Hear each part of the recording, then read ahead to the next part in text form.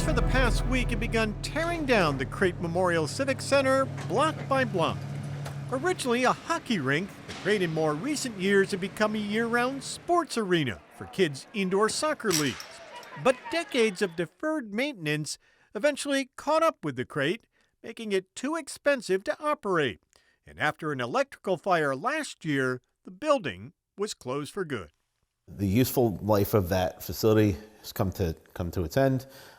Financially, it's been $160,000 annual burden to the city taxpayer that can be rerouted. That money can be rerouted elsewhere.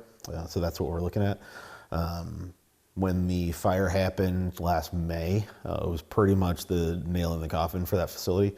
And there's really nothing else to do other than have a real serious conversation for taking it offline and repurposing or reallocating some of those resources to something a little bit more useful. A series of mechanical breakdowns that were never repaired, holes in the roof that were never fixed, bathroom facilities that started to fail and break down that were never fixed. And so here we are today with having to take a building down.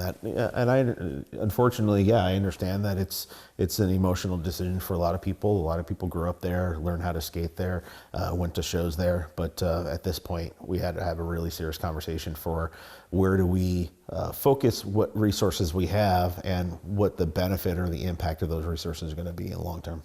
Crews with Ritter Imperator Contracting from Utica have been hired to tear the building down. All of the maintenance and concession stands, whatnot, all have to come down before the main building.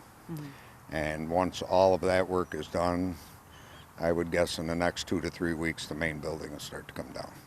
Stephen Brooks says all the asbestos that was inside has now been removed.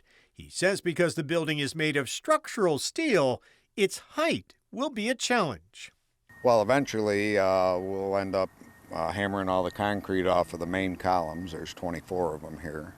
And then we'll start cutting with a torch to just get the building to kneel down a little bit, and we'll pick it apart from there.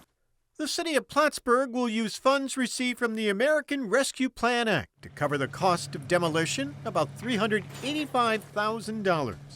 And the mayor says while the future of the site is still unknown, possibilities include expanding the green space, adding waterfront dining, or other options that were included in a waterfront feasibility study from back in 2016 that looked at finding new uses for the area around City Beach. It really is starting from scratch. Sometimes it's just looking at a blank canvas and then imagining what's next.